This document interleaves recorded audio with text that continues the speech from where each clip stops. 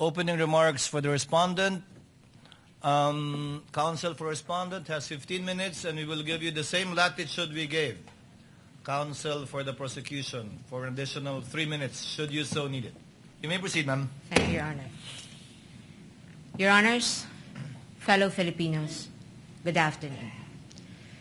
As we begin today the impeachment trial of the Vice President, and in the days ahead, this Court will undertake its constitutional task of receiving and weighing the parties' evidence, and ultimately to decide whether these pieces of evidence justify either a judgment of conviction or acquittal, guided only by its members' conscience and their solemn oath to do impartial justice. The present undertaking of this Court, therefore, not only carries the weight of the Constitution, but also the imprint of our nation's history, because the Filipino people have shown that they never forget. We, as a nation, never forget. But why is the act of remembering important? What does it matter to our history and to ordinary Filipinos? Because in this trial, the prosecution proposes that we unseat the Vice President elected to office by more than 32 million Filipino people, more than the number of votes cast for the sitting President, and much greater than any of the votes secured by each of the members of the House of Representatives who now are here to prosecute her and seek to undo this people's choice. Sa makatwid, ang malinaw na layunin sa likod ng mga paratang na ito ay ang pagpapatalsik sa isang vice-presidenteng inihalal ng mahigit 32 milyong Pilipino at bunga ng kanilang malayang pagpapasya. Whatever one's political persuasion is, the reality is that the prosecution now comes before this Court to remove a Vice President chosen by an overwhelming number of the electorate. You all have heard the prosecution say repeatedly that this is because they seek accountability, that the people have a right to hold their leaders accountable. This is not a matter of debate. Indeed, the people have a right to demand accountability from their leaders. What we have yet to hear from the prosecution, however, is this. When the Constitution declared under Section 1, Article 11, that public office is a public trust and that public officers and employees must at all times be accountable to the people, serve them with utmost responsibility, integrity, loyalty, and efficiency, act with patriotism and justice, and lead modest lives, the Constitution does not only speak to the Vice President. It also demands the same standards from the prosecutors. Being public officers themselves, the public prosecutors and the members of the House of Representatives are also held to the same constitutional standard. And so we must remember what history tells us. This is not the first time that members of the House of Representatives have attempted to remove the Vice President, and in a manner not compliant with the Constitution. In a July 25, 2025 decision, the Supreme Court unanimously declared in Duterte versus House of Representatives, GR numbers 278353 and 278359, that the impeachment proceedings in the House of Representatives were tainted with grave abuse of discretion, rendering the articles of impeachment that the House transmitted last year to the Senate as void ab initio. Early this year, the Supreme Court unanimously denied with finality the House of Representatives' motion for reconsideration of that decision, with a reminder that while impeachment is a powerful democratic process to call out corruption and grave abuse, impeachment can be abused, and that impeachment should never be abused to maintain the hegemonic dominance of greed by shaming those who occupy high government positions into preventing them from doing what they were sworn to do.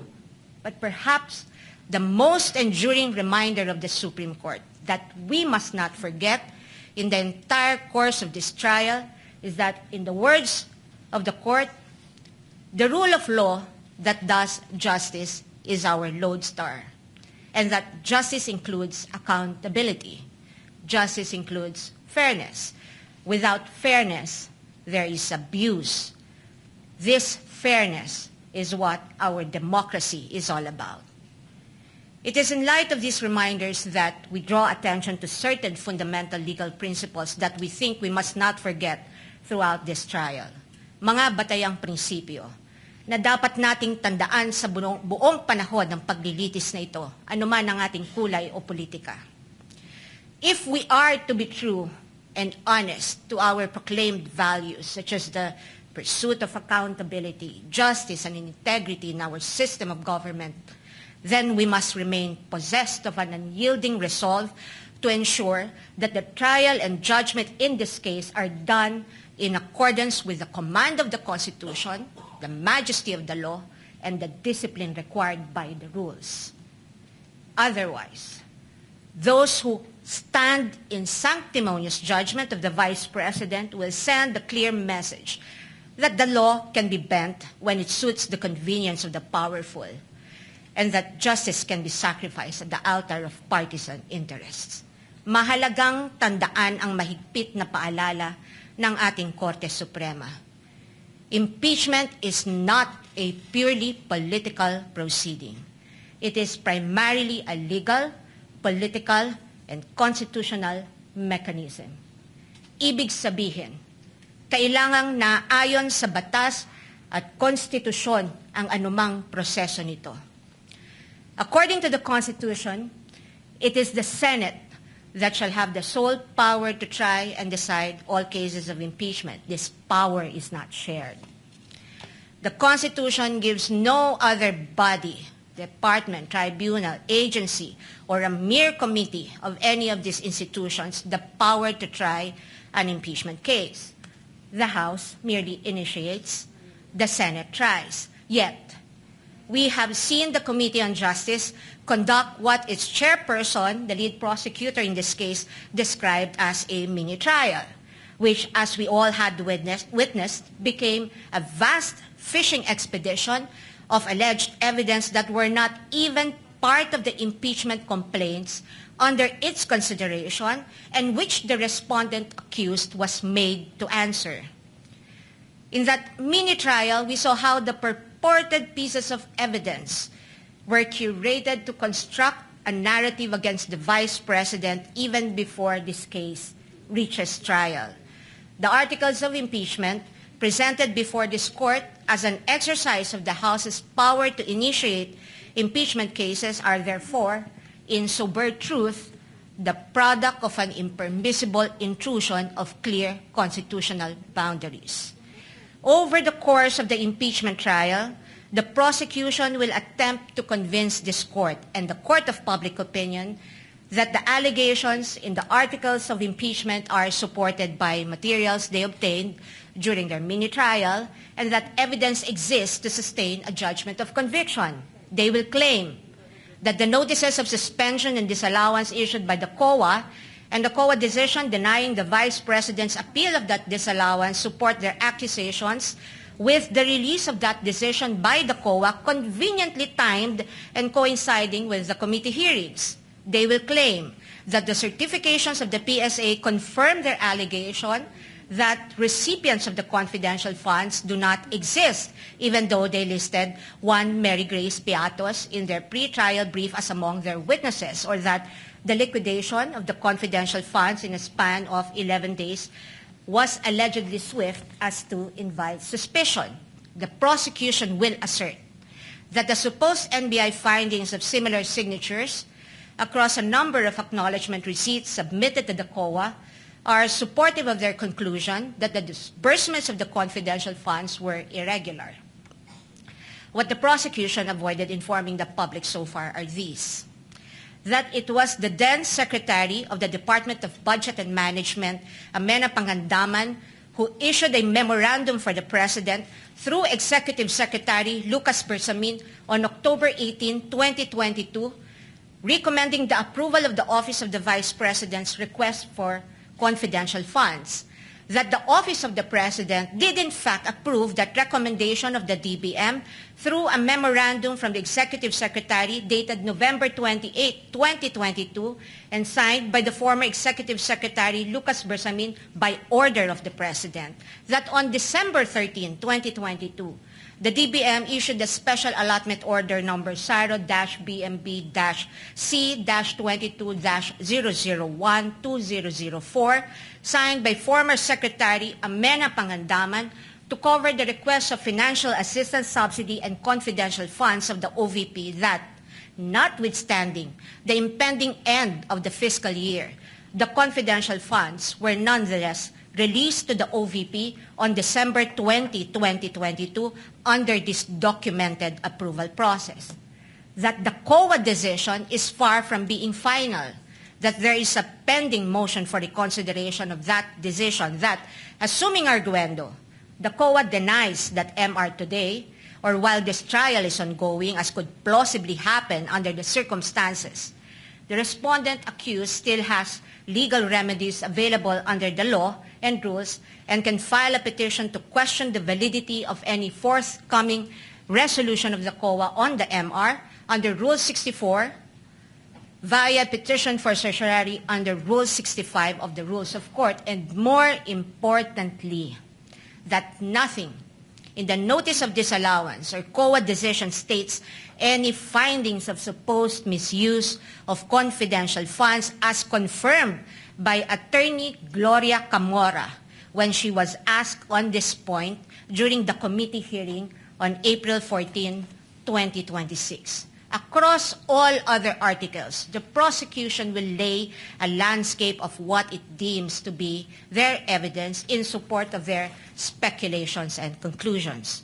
We are not strangers to all these accusations, precisely because this was not the first time these narratives were foisted into the minds of the general public. We have heard the same tales and stories of these accusations since 2024, when the House conducted its Quadcom hearings and most recently the mini-trial of its Committee on Justice. But what we must not forget amid all these accusations is the fundamental legal principle that the burden of proof never shifts. The burden of proof never shifts. He who accuses must prove his allegations with evidence that meets not only the degree of proof required, but also meets the evidentiary standards of admissibility, credibility, relevance, materiality, and competence. We therefore should not lose sight of the core principle that the burden of proof is on the prosecution, and unless it discharges that burden, the accused need not even offer evidence on her behalf, and she will be entitled to an acquittal. This is the law then. This is the law now. And the underlying principle for this burden of proof is simple. Under our Constitution, every accused is presumed innocent until proven otherwise. An accused has in her favor the presumption of innocence, which the Bill of Rights guarantees. This also brings to fore the reality that, in the words of the Supreme Court in People v. Pagal, the individual citizen is but a speck of particular molecule vis-a-vis the vast and overwhelming powers of government, and his only guarantee against oppression and tyranny are his fundamental liberties under the Bill of Rights, which shield him in times of need. Sa madaling salita, kinikilala ng ating saligang batas na sa bawat paglilitis, ang isang individual ay nahaharap sa malalim at napakalaking makinarya ng buong Estado. At ang tanging sandigan lamang niya laban sa anumang pang-aabuso ng kapangyarihan ay ang kanyang mga batayang karapatan sa ilalim ng ating konstitusyon.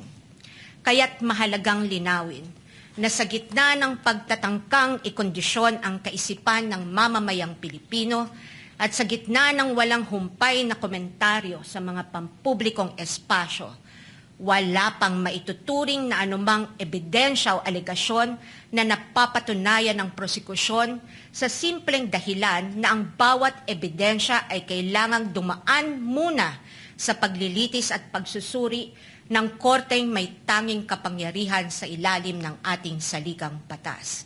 Higit sa lahat, ang anumang paglilitis ay kailangang naayon sa itinatakda ng ating batas at konstitusyon at hindi lamang sa kagustuhan ng iilang may hawak ng kapangyarihan. One might ask, why is it important that we must not forget these basic principles? The ruling of the Supreme Court tells us why.